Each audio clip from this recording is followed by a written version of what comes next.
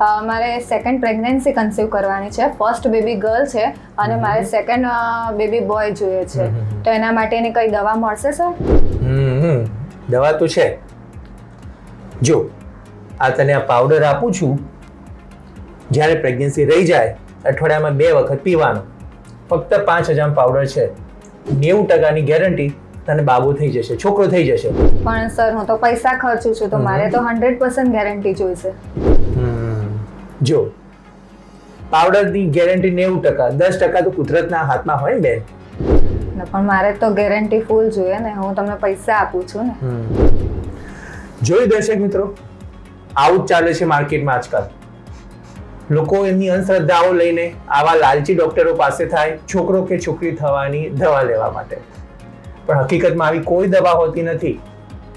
છોકરો કે છોકરી થવાની દવા હોય જ નહીં, અને આ બધી વસ્તુ કુદરતના જ હાથમાં હોય. પણ લોકોની અંધશ્રદ્ધાનો ફાયદો ઉઠાવી આવા લાલચી ડોક્ટરો એમનો ધંધો આગળ વધારતા હોય છે. ભગવાને 2 જાતિ બનાવી છે, છોકરો અને છોકરી.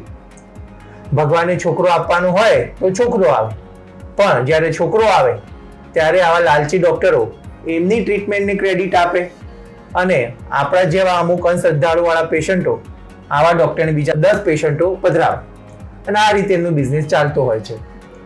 તો મહેરબાની કરીને આવી કોઈ જાણમાં ફસાશો નહીં.